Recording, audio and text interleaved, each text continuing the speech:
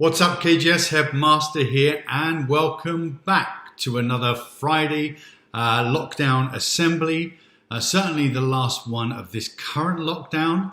We're kind of back to where we started my YouTube videos when we went into our first lockdown with one of my many bookcases behind me, and hopefully, look, whilst it won't be the last remote assembly because we won't be getting together in person, even when we're at school all the time. We certainly won't be getting together in large groups in the hall or the theatre, because we will be seeing each other and we will be doing assemblies and talks in smaller groups, in classes, etc.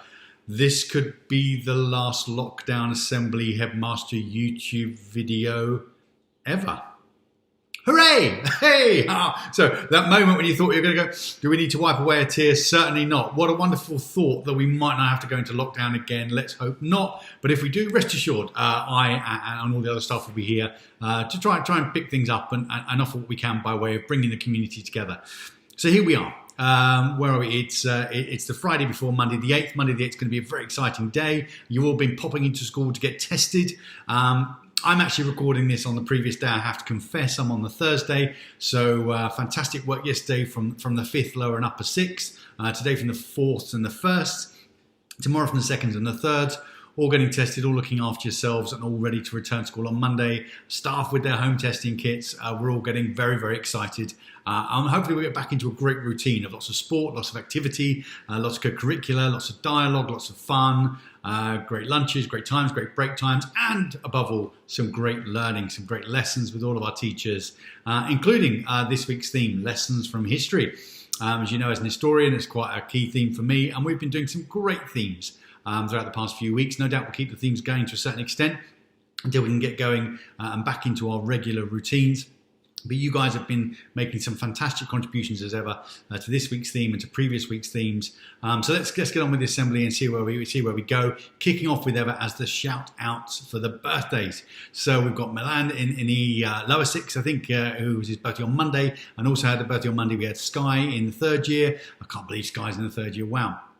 Diego in the 2nd year. Amelie in the 3rd year was on Tuesday, as was Zan in the 1st year, Zander in the 1st year as well, and then moving on to Wednesday we had Darika in the 2nd year. I always have to remember to say Darika, not Darika. She taught me well. And hopefully, any of you I haven't got around to teaching it in the 1st year, I will. We will catch up with each other, no doubt. We'll look forward to that. So Darika, Lucy Medley in the 4th year, and then moving on to, where are we? Thursday, then we've got Anna in the lower 6th, got Vicky in the 5th year, got Alia in the 4th year, Alfie in the 2nd year, many happy returns to Alfie, Sophie in the 5th year, the big 1-6 there, along with Vicky, two 1-6s, and we've got a big 1-8 in the upper 6, Jamie, many happy returns. And then we've got, this is getting to the weekend now, we've got Maya in the 4th year, Maddie in the 3rd year, many happy returns to Maddie, and Jai, not Jay, again I have to remember this, in the 2nd year. So many happy returns to you all. Hope you have a fantastic day or had a fantastic day with your family, got to touch base with your friends, and as ever it was your birthday, so I hope it really did bring everything that your heart desires, particularly during the period of lockdown. Many happy returns to you all. When we get back to school, I'll get back to hopefully sending some birthday cards. And I said this week the theme has been Lessons from History. Mr. Simmons and the gang have been telling me about the challenges they set you. You had to research a historical event that involved forgiveness. Obviously some crucial and yet obvious examples there that people selected, but we also had a lucky dip of going back into previous week's themes and doing anything that you'd missed out on, any challenges, or repeating any that you'd particularly enjoyed. So we've had loads of entries because people have done the new ones on Lessons from History, they've done some old ones they missed out on, or they've repeated ones they've really enjoyed, baking the same cakes and doing new posters and poetry. So overall we've got a few here to select from the many that have come in. Prize winners will be announced next week, and you'll be receiving your Headmaster's commendations and your £25 Amazon voucher. And then as they kind of prize winners, second places will get the Headmaster's commendation, and then commendations below that. So we've got Chingiz has done as a colleague genocide PowerPoint. Nelson's done a short piece about forgiving yourself, which is a really important lesson. Will's done a poem about the Holocaust. Zara's done a great poster on the Good Friday Agreement, obviously the peace treaty within Ireland and the UK. And then Lucky Dip, we've got Charlotte has done a fantastic cake for all her family. So hopefully that's popping up on screen. I want some of that cake, Charlotte. Now, I know you can't give me a piece of that cake, not only because it would be eaten, but it won't be COVID. But when it's COVID safe, if you're willing to bake it again, I'd love a slice. That looks fantastic. And then Kitty did the Birdwatch Challenge, so many congratulations to you. We've also got a couple of students who have achieved their platinum commendation certificates. So bronze, silver, gold, platinum. There's only one place to go, and that's diamond, and you've got a term to do it. So that's Alexandra Cohen in the first year. Many congratulations to you. And also Sophie Wang. So you two have done amazingly well. I say platinum commendation certificates. That's quite some achievement to achieve that in 2 terms. So huge congratulations. Now I've got some other announcements here. You've been doing, well, many of you have been doing the house drama in lockdown. So you've been creating movies in the lockdown scenarios, and we've got some winners, some Oscar winners. Should we say, for house drama. So Mr. G's had a look, we've had some of our alumni having a look, I've had a look, and here are the winners to be announced. So the first award we're going to announce is for Best Junior Actor, and this is going to be shared, we couldn't split it. So the award for Best Junior Actor in house drama lockdown mini Oscars goes to Jasper Simmons, Arya Chalka, and Harry Lipscomb. So many congratulations to you three. Brilliant pieces, great, I really enjoyed them. Lots of plaudits from everybody to watch them. Congratulations obviously to everyone who entered, but you three are the winners, and there will be prizes on their way. The next category is the award for Best Junior Director. And the award for Best Junior Director goes to Nathan Harbour.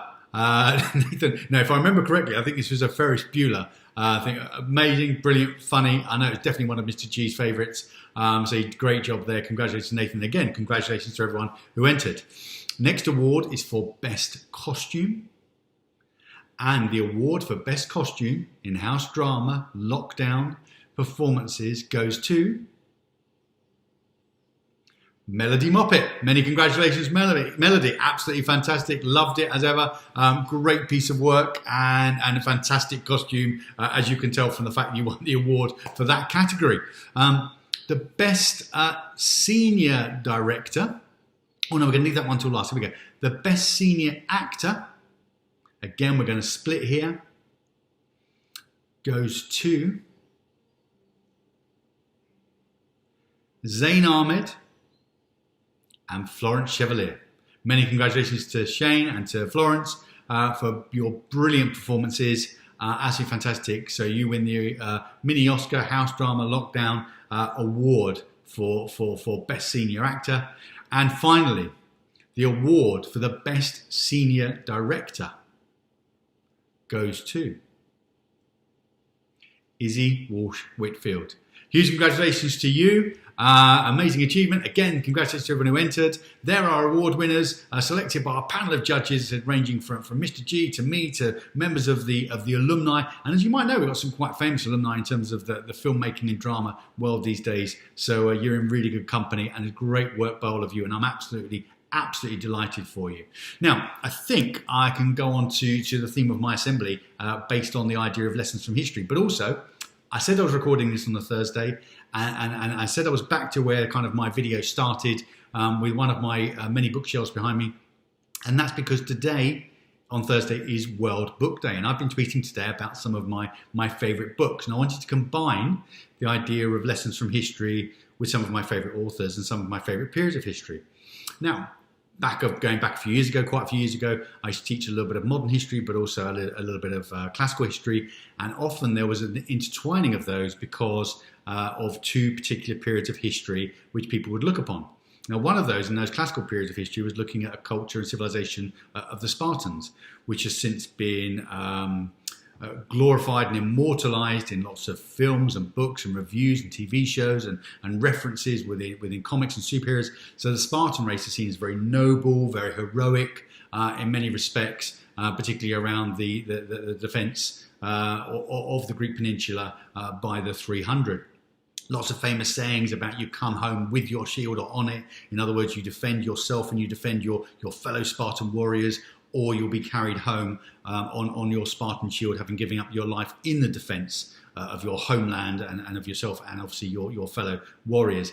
Lots of really good kind of quotes and phrases coming from their bravery and their sense of determination and their loyalty.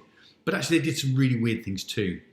In their celebrations and in their festivals, these things like nailing sausages to the wall so that people could gnaw on them if they were hungry, particularly kind of the old and elderly, slightly infirm. But it was a way of kind of getting them to kind of almost sing for their supper, having to gnaw these sausages off the wall. They committed gross acts of infanticide. And kind of focusing on having only a limited number of people in their race of 10,000 who were kind of physically perfect, so they didn't allow any form of imperfection in any way, shape or form.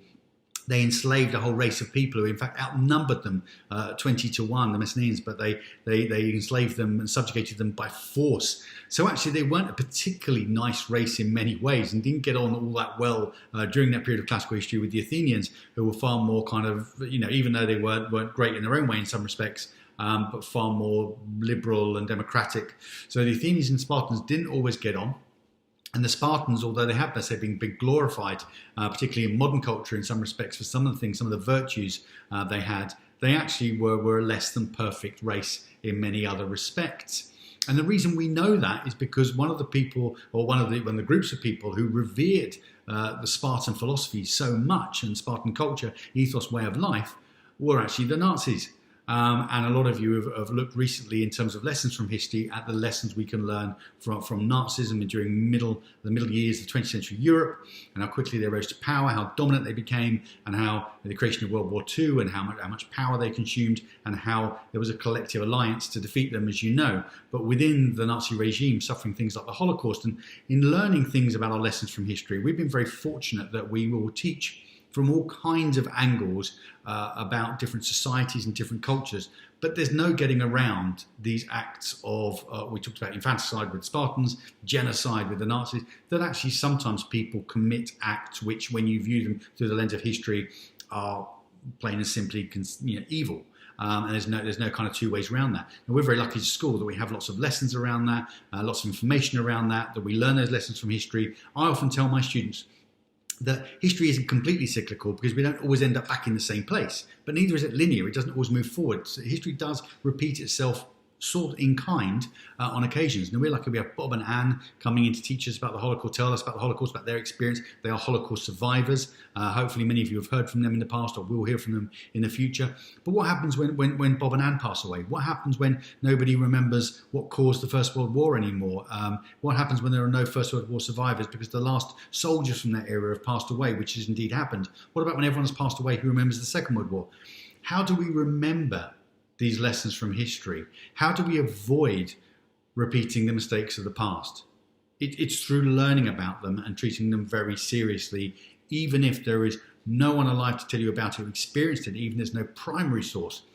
There is always that contemporary, that modern writer, author, speaker, teacher, and we have to trust in our own moral judgment, learning those lessons from history and making sure that what we're about is making sure they don't get repeated and that we're always taking the world forward in terms of making it a better place.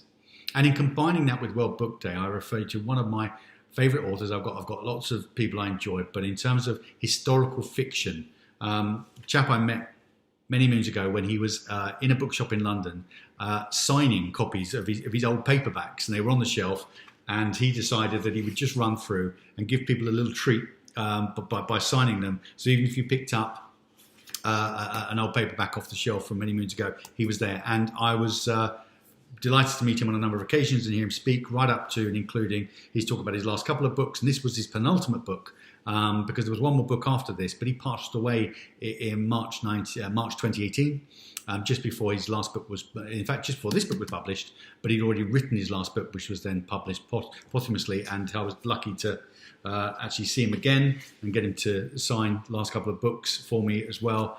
Philip Kerr. Philip Kerr's got a great character in his books, Bunny Gunther, who's a detective, a policeman, a non-Nazi in Nazi Germany and in post World War II Europe, who makes sure that he has just a bit of a moral line, that he doesn't want to do anything evil for the sake of doing it. He wants to find justice and he wants to find truth, and he wants to live. And he wants to make sure that he gets through things as well as possible. So there's a great character, there's a great story. But in my conversations, more importantly, with Philip Kerr, when I was lucky enough to meet him, I would often talk to him about things he would find in his research that we didn't know as historians, things he would uncover, and whether he'd include it in his books or not. And he liked to use most things, but there were some things he couldn't use. He just didn't feel appropriate. But he was learning the lessons of history in order to make a living as an author. But you can learn history through reading literature as well as history books, through studying literature, through studying art, through studying music. If you're listening to the music of different cultures, if you're listening to the music of different periods, if you're listening to music that was banned by certain cultures, if you're listening to jazz, which was banned by certain cultures, if you're reading certain poetry, if you're looking at certain artworks, all of that is you using your freedom and your ability to learn a lesson from history and actually say, we've got freedom, we've got democracy, we must encourage it, we must expand it, we must be more tolerant, more diverse. And if we've learned anything from history, it's that intolerance will simply lead you down the wrong road, that tolerance and equality and diversity are paramount, and they actually tie in with our school values, because not only do we aspire, and we aspire with integrity, but we also have a great sense of regard, and that regard is for ourselves, for others, and for the world around us. And so I want to finish on my quote, which could be my last ever, and it's to do with history, and it comes from somebody who I've quoted before. I have huge admiration and respect for Maya Angelou, and she said this: history, despite its wrenching pain, cannot be unlived, but if faced with courage, need not be lived again. So don't make the mistakes of the past. Learn from the present, learn from the past, and make our future better. Until I see you all in person sometime in the very near future, hopefully Monday, it is maybe for the final time. Headmaster out.